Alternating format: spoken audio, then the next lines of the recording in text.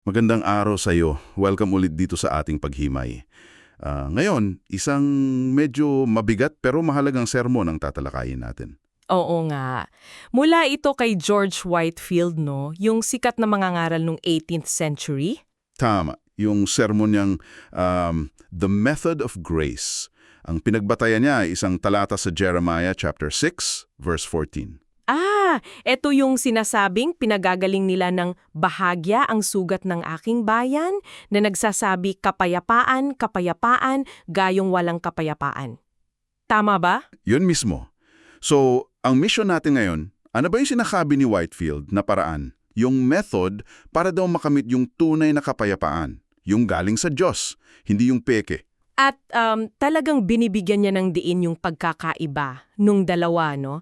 Kasi naniniwala siya na marami daw ang nalilinlang ng huwad na kapayapaan. Yun nga, simulan natin doon sa problema. Bakit niya nasabing marami ang may peking kapayapaan? Binabanggit niya yung mga bulag na tagapagturo. Tama, yung mga hindi pa muling isinilang, makamundo, sabi pa niya, maligamgam. Sila daw yung nagsasabing, okay ka lang, payapa ka kahit hindi naman. Parang echo nung panahon ni Jeremiah, no? Yes. Na may mga propetang ganun din ang sinasabi. Oo, at hindi lang daw ito tungkol sa, alam mo na, giyera o external na problema. Mas malalim, tungkol ito sa kaluluwa. Sa kalagayan ng puso. Yes, at yung panlinling lang sa tao tungkol sa relationship nila sa Diyos. At sinasabi rin niya, tulad sa Jeremiah, na minsan yung kasakiman ng leaders yun ang nasa likod. May vested interest, kumbaga. Parang ganun nga. Ayaw nilang sabihin yung masakit na katotohanan kasi baka mawalan sila. Okay. Bago yung mga hakbang mismo, may mahalaga siyang paunang salita, di ba? Meron. Yung sinasabi niyang ang tunay na reliyon hindi lang panlabas. Hindi lang yung mga ginagawa natin. Exactly. Ito'y panloob daw. Gawa sa puso, sa kaluluwa. At gawa ito ng Espiritu ng Diyos. So hindi performance lang para makita ng tao. Tama. At importante rin tandaan, yung sinabi niyang okay, iba-iba yung tindi ng experience ng tao, iba-iba yung tagal. Yung iba mas dramatic, yung iba tahimik lang. Oo.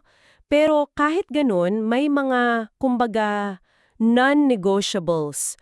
May mga fundamental na kailangang pagdaanan bago masabing tunay yung kapayapaan. Walang shortcut. Okay, gets. So, ano na yung mga hakbang na yon? Unahin natin yung first step. Sige, yung una, kailangan mo raw munang makita, maramdaman, talagang iyakan, at pagsisihan yung mga aktwal mong kasalanan. Yung mga specific talaga. Yung mga nagawa mong mali sa isip, salita, gawa. Binanggit pa niya yung tipa ng gawa, no? Oo, yung konsepto na ang kaluluwang nagkakasala, mamamatay, at isinumpa daw yung hindi sumusunod sa lahat ng utos.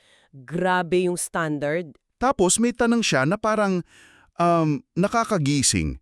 Tinanong niya yung mga tao, naranasan mo na bang mabalisa talaga dahil sa kasalanan mo? Yung parang hindi mo na makayanan yung bigat. Oo, at nakita mo ba na deserve mo talaga yung galit ng Diyos dahil dito? Kasi sabi niya, kung hindi pa, wag mo munang isipin na Kristiyano ka na. Ang tindi, no? Baka daw yung kapayapaan mo, hindi yun yung galing sa kanya. Exactly.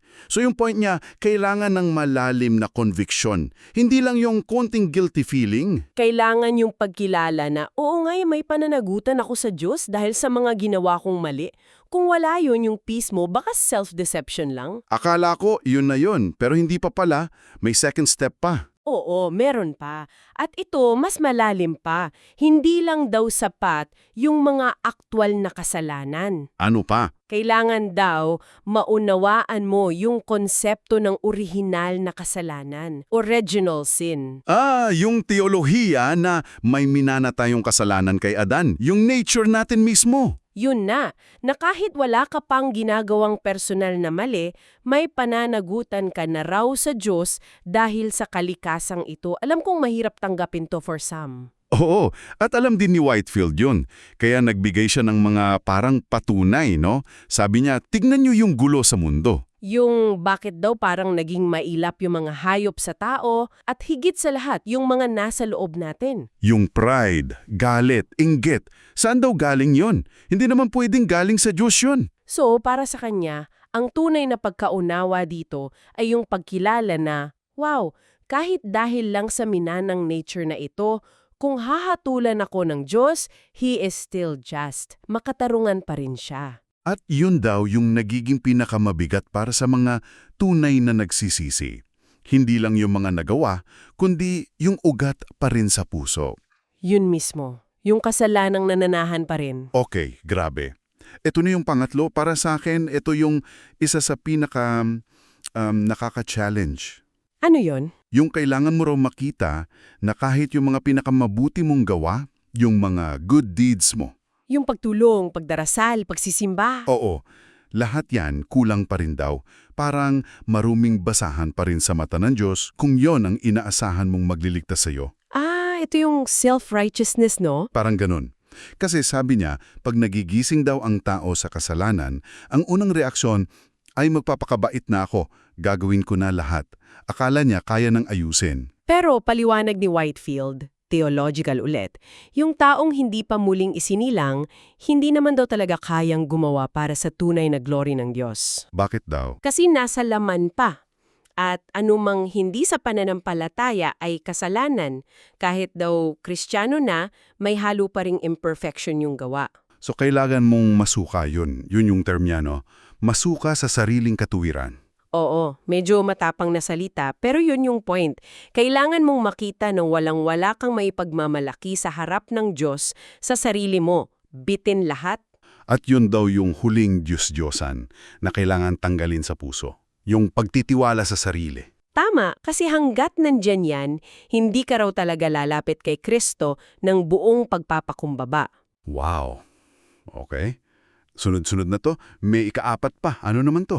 Ito yung pagkaalam sa kasalanan ng kawalan ng pananampalataya, unbelief. Teka, kasalanan palang hindi mananampalataya? Akala ko kondisyon lang yun. Para kay Whitefield, ito raw yung pinakaugat. Yung nagahari at nakamamatay na kasalanan na madalas hindi napapansin. Sabi niya, yung basta maniwala lang versus yung tunay na faith.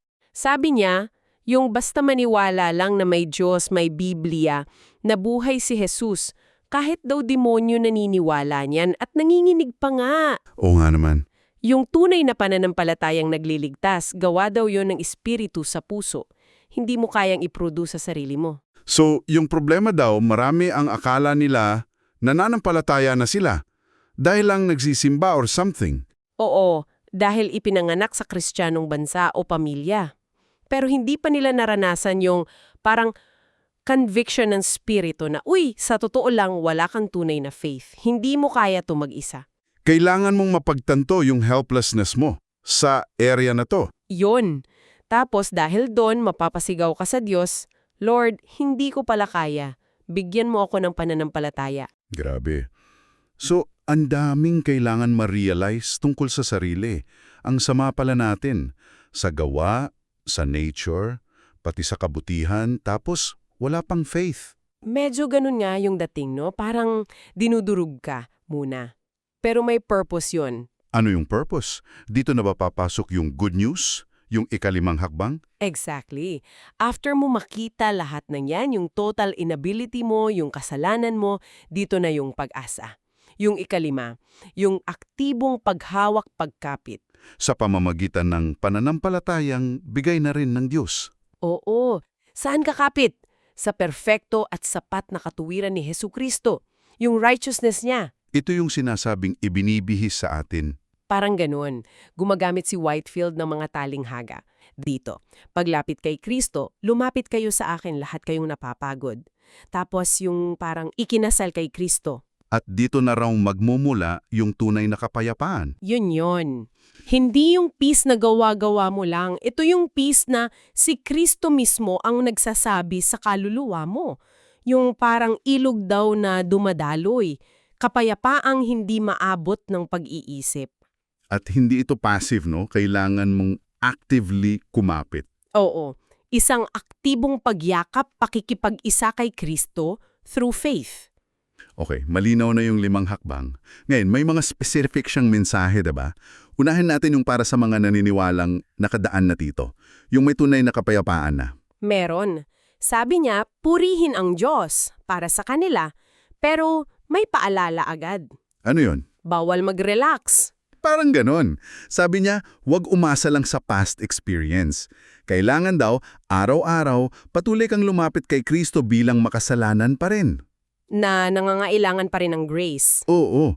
Tapos nag-warning siya laban sa pagiging malamyang Kristiyano. Lukewarm. Yung unti-unting nalalamig. Yun. Yung hinahayaan mong may mga bagay na humaharang sa iyo at kay Kristo. Yung nagiging masyado ka ng katulad ng mundo, nahihiya ng mag-share, okay lang sa mali. At may babala pa siyang kasunod, no? Na kahit di ka na raw tuluyang mawawala. Pwede kang madulas ng malubha at mamuhay na parang may bali-baling buto sa spiritual life mo. Ang sakit nun pakinggan. Mas masakit daw para kay Jesus kapag kaibigan niya ang nananakit sa kanya, kaya ang payo, manatiling malapit kay Kristo. Yon, huwag hayaang lumayo. Okay. Ngayon, paano naman yung mga alam nilang wala pa sila doon? Yung malapang tunay na kapayapaan. Sila yung mas marami raw noon. Oo, at dito raw nagiging pinaka-passionate si Whitefield. Umiiyak pa nga daw minsan. Grabe. At diretsahan sila kung kausapin, no? Mga salitang matatapang. Sobra. Nakabitin sa sinulid sa ibabaw ng impyerno. Mga anak ng demonyo. Tinawag pa niyang bautizadong pagano o formal na mananampalataya. Yung may anyo lang ng relihiyon pero walang laman. Yun nga. At para patunayan, kinuwento niya yung sarili niya na matagal daw siyang naninlang ng peking kapayapaan. Kahit na very religious siya sa labas, nag-aayuno, nagdarasal. Oo. Kaya babala niya, yung mismong mga religious activities pwedeng maging delikado kung dun ka lang aasa, kung hindi ka mismo kay Kristo lalapit. Mahalaga yung mga yon, pero bilang resulta dapat hindi kapalit ni Kristo. Tama? Kaya yung invitation niya sa kanila sobrang mapilit. Gumising na kayo. Lumipad kalo patungo kay Kristo. Gumamit pa siya ng mga imahe sa dumurugong Diyos, sa trono ng biyaya. At ang panawagan, hilingin niyo sa Diyos na ipakita niya yung tunay niyong kalagayan, yung kasalanan niyo actual, original, self-righteousness, unbelief. At humingi kayo ng faith. Para hindi sila ma-discourage, tiniyak din niya bukas si Kristo, no? Kahit gaano ka pa kasama. Oo, kahit ilang beses ka nang tumalikod, halik kayo kung sino kayo, parang ganon. Halik kayo ng hubad, sa inyong dugo, mga ganong salita, si Kristo na raw bahalang magbago ng puso. Pero may kasamang warning din yung invitation, ah. Meron. At napakatindi kung hindi ka raw makikipagpayapas sa Diyos ngayon, habang may chance pa. Darating ang araw na hindi na siya makikipagpayapa sa'yo. Oo. Inilarawan pa niya yung Judgment Day.